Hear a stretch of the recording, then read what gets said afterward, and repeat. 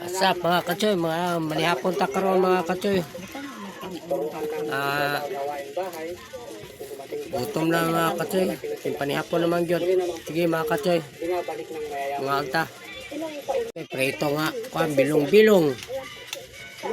Kanon sa kabawan, sili, sasawan.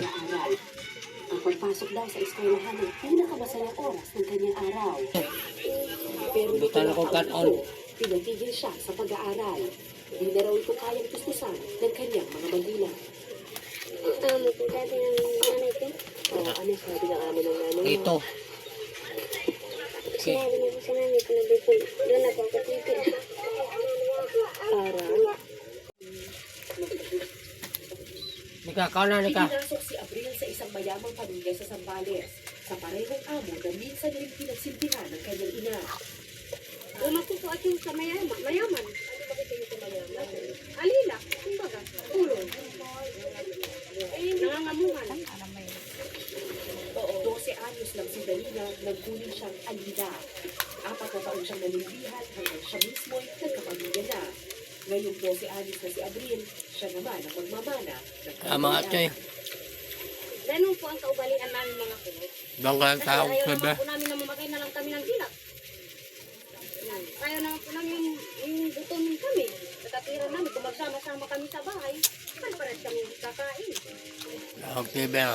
Walang sahod na natatanggap sa pangangamuhan si Abril. Ang usapan lang, pagkain, tirahan at libreng edukasyon kapag ang buong araw ng trabaho. Pero matapos ang 6 na buwan, bumigay ang kanyang maliit na katawan. Nang desisyong umuwi si Abril. Ba't ka umalis doon sa mayaman? Ngayon ka. Mahirap ako kasi ng trabaho doon. Kumisa pa, hinihilap ako ng bahay. Malungkot pa doon sa bahay ng mayaman.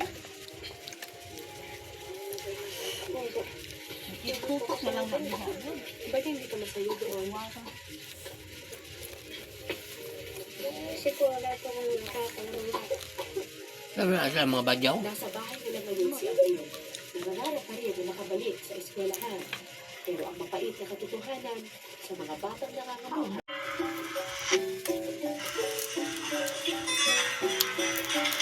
Kita morot mga katsoy.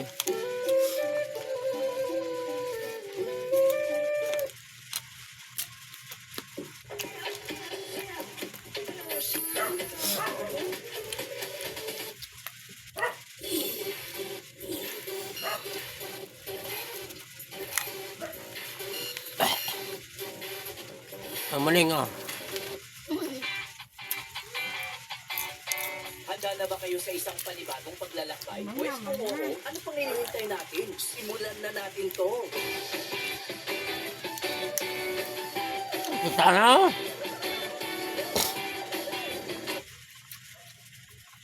Ito ka dahil. Muli tayong nagbabalik sa aming probinsya kung saan ating pupuntahan Bohol? yung mga underrated na lugar na maaari niyong makita. Hindi nga nakakapagtaka na talaga Kubaw to sa bongga? ito ng mga turista mapaloob o labas man ng bansa. Kita niyo naman, napakasimple pero napakaganda. Kape Soligros.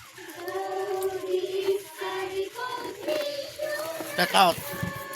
Malayong barangay sa Sanapagan Abra, mga inosenteng tingin ang gigising sa Sige mga katsoy. umaga. Salamat sa pag-view sa pagtanaw sa akong video. Paki-like na lang, follow and share mga katsoy. Good night. Kung mayong gabi sa inyo, diya.